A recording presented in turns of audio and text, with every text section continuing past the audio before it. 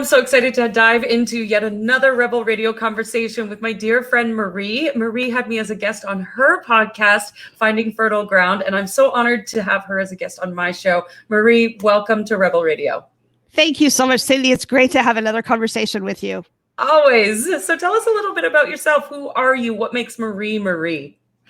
Well, I am 56 years old. I live in Portland, Oregon, and my life is a life of resilience. I've gone through a lot of shit in my life. So just in a nutshell, I was born with birth defects, cleft lip and cleft palate.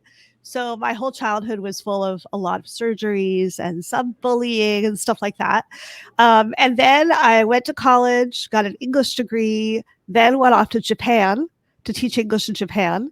And before the first year was over, I met my husband there, who was British and was also teaching. So I ended up staying there for 3 years, which was a little bit longer than I wanted to be there, but I stayed there for him mostly. And we left Japan and traveled through Asia, and then we got engaged when we were in India and came back to Oregon, and we've been married for coming up on 31 years in June. So we had a really romantic start to our relationship. Mm-hmm. Fast forward 6 years later, I had my first child. He was born at just 24 weeks, weighing 1 pound, 6 ounces. Yeah. Oh my gosh. Yes. So he was in the NICU for 4 months. He nearly died several times. And that was probably one of my several big life-changing experiences. No kidding. Yeah. It really, it tested our relationship, and it really tested my faith and my sense of hope. The good news is he defied the odds. He's doing great. He's 24 now, and he is a college graduate. Yeah, he's doing really well. So, and then I went on to have 4 miscarriages after him, and then had my second child eventually. And then I had my third son, not unplanned, total surprise, when I was 41. Wow. I know. So I have kind of an odd mothering journey. But the other thing that's unique about me is that I was the breadwinner, and my husband was a stay-at-home dad. So that's very unusual as well. Yeah. That's quite the journey you've been on. No wonder the word is resiliency. Yes. And I also, for my career, I worked for a big company called CH2M Hill, and I started off as a temporary receptionist there. And then I moved into being a technical editor. And within a few years, I was in leadership. And the most fun job I had was for 13 years, I managed about 70 people throughout the Northwest and Hawaii and Alaska who were doing our publications. So that was a blast. I had this great team of people, but then things changed, and I reinvented myself several times in the company. And towards the end of the time there, I was the communications manager for the company's sustainability and corporate citizenship programs. Loved my job. It was really great. But then we got acquired, and my job was eliminated. So after 28 years with the company. Ouch. So, yeah. And so, but fortunately, I had severance. They gave me an offer to find another job in the company or leave with the severance. So that's what I did. Landed another job within a year. And within a month. And I thought it was my ideal job. It was, I was the first communications manager ever for this really small company in Portland. My first day was horrible. And I lasted there for a year, and then I got laid off again, just about a year. And so then this is where I'm coming through my self-mastery story that the funny thing was they laid me off while I was revamping the company's website. Very bad timing. Right. And I realized through the reflection that I really was it was a toxic environment, but I was putting up with it because I really loved the team I was working with, and the company was completely screwed up in many ways. But they wanted me to stay on for 3 months as an employee. Well, first of all, it was 1 month, but then it stretched into 2 and 3 to finish their website. And after 3 months, then they said, well, we're going to terminate you, but we want you to be a contractor. So that's how my business started, was to be a contractor to this company that had screwed me over, basically. So, and I came up with the name of my company is Fertile Ground Communications. And the way I came up with the name was just an epiphany one morning that I wanted to find a place where I could find my fertile ground. Because I had not been standing on fertile ground really for the last, 3 or 4 years of my career. I had a great career at CSM Hill, but in the last few years, I had reported to people who were not good bosses, not caring people for a variety of reasons. And so anyway, the next 6 months of that year, I continued to look for a full-time job because I felt like I was the breadwinner. I needed the benefits. I was just determined to find a, full-time job. And the whole time, even the very first day I got let off, I said, well, I'm going to look for a full-time job, but if I can't find a good one, I'll just start my own business. And it was always like in the background, it was like, if I have to, I'll do this. So even though throughout my career, I always had this little thing in the back of my head that said, what if wouldn't it be great to start my own business? I always had that there, right? The little voice. Little voice, but I was terrified, and mostly because of the pressure of being a breadwinner, really. And also, I have my second son is off to college in the fall. I have these, looming, costs coming up. So, but one of the great gifts about CSM Hill was I actually had money in stock there. So I actually had money in savings that we had designated for travel and home improvement. Right. And I decided I'm really lucky. I have this money. I can give it a go, but it took some therapy. I did go to therapy because one of my friends said, your natural resilience is dulling. There's something happening to you. I could tell your energy is really, I was losing, faith in myself because I kept interviewing. I applied to 130 jobs and I had several second interviews. None of them were really right though. It's almost like the universe was like, please be an entrepreneur. Exactly. Oh my God. How much did it take? A number of one of the jobs that I had a second or third interview for was for, it was for a law firm that did, I always forget the term, the organization that oversees homeowners' rights. I can't remember the name of it, but yeah, it would have been horrible. It's not my personality at all. The universe is forcing you to listen to the inner voice. Would you just listen? Exactly. So my therapist helped me with that. That was really helpful. And she basically said, we're going to get you from I have to start my own company to I get to start my own company. Yes. And she really helped me with that. And in addition to a number of other strategies that I took, I made myself a Spotify playlist called Shine Women's Empowerment, because Shine was my word for the year last year. Yeah. And, even something simple like that, I could play these, women's empowerment music, and that would really help me. And then the pandemic hit. And so that really has helped us in not spending as much money. So by the time the pandemic hit, I was done with therapy. I was like, okay, I'm done. I'm there. So I feel like I'm totally all in now, but it took a little while to get there, Yeah, I think it does for all of us as entrepreneurs to really believe that we're capable of it. But I love, and that whole story speaks of resiliency. Just keep trying and keep going and shift and adjust. And yeah, I think that's beautiful. So before we went live on the show, I shared a little bit of your numerology with you. And I'm curious how that landed for you, or what was one of your biggest oh yeah, totally moments. Well, I think that what resonated the most with me is that you said that I'm a 9, and 9s are often podcasters.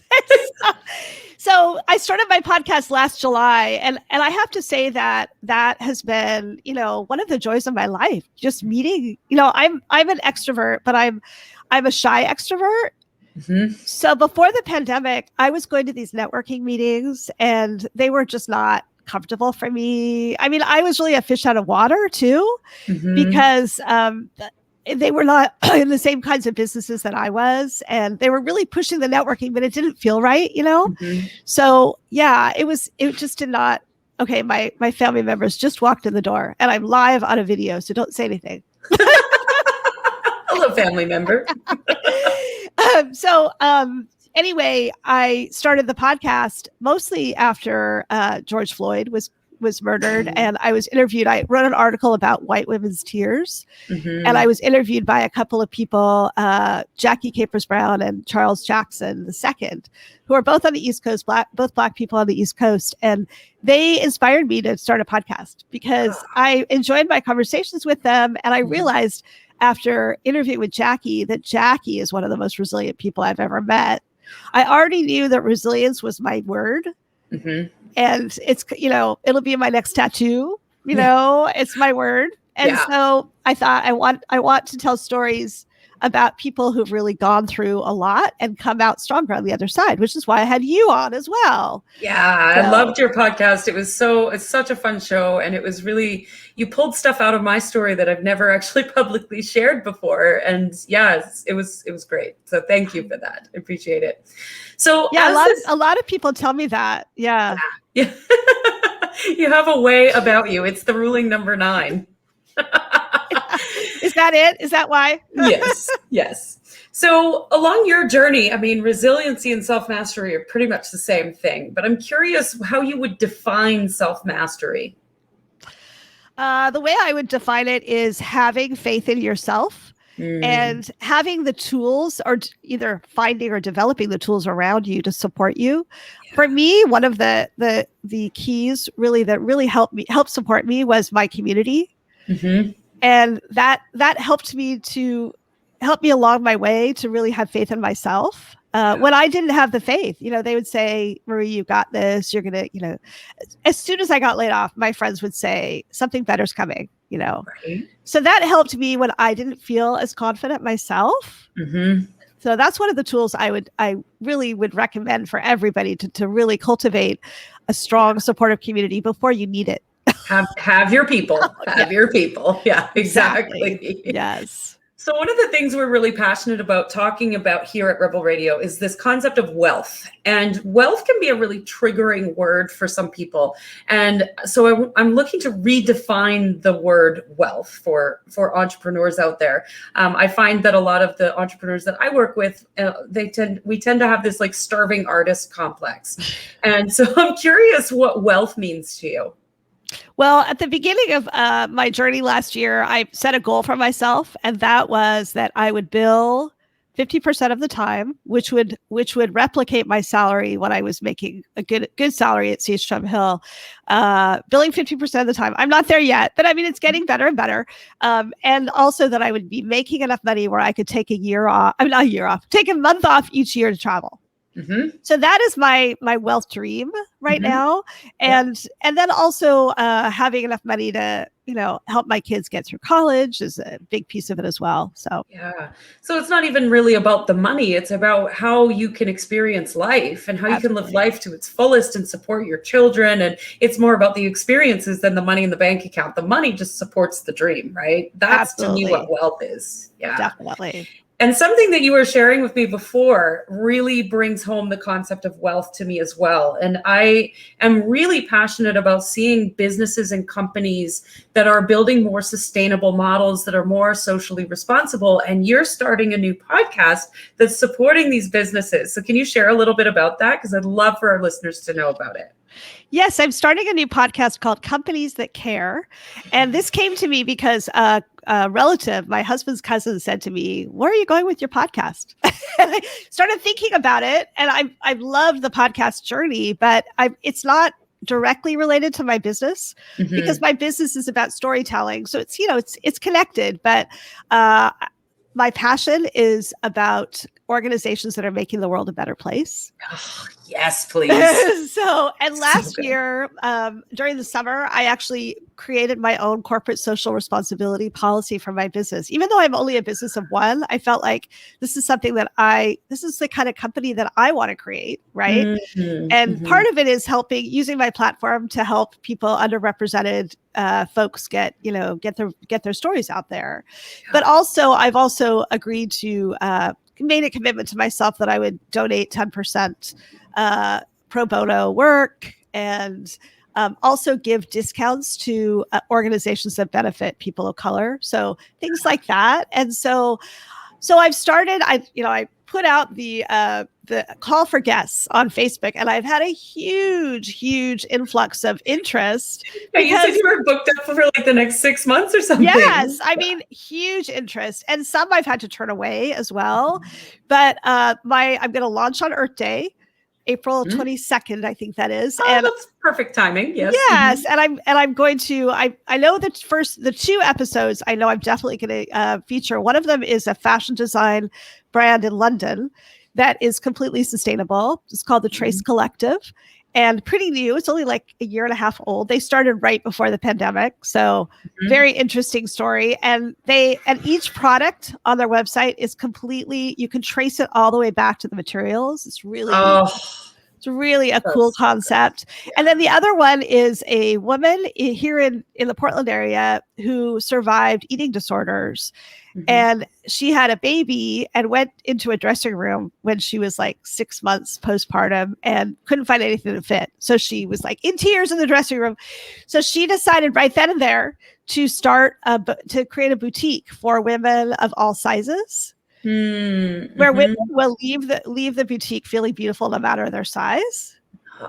Yes. And I love that she decided on the spot. She'd never done anything. She'd never done retail. She's just like, I'm going to do this.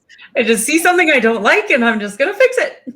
Exactly. And her name is Julie Allen, and her boutique is called Mary Rose Boutique. And the other really cool thing about her company is that she also has a foundation that is an offshoot of her company that is raising money to help women and girls fund treatment for eating disorders.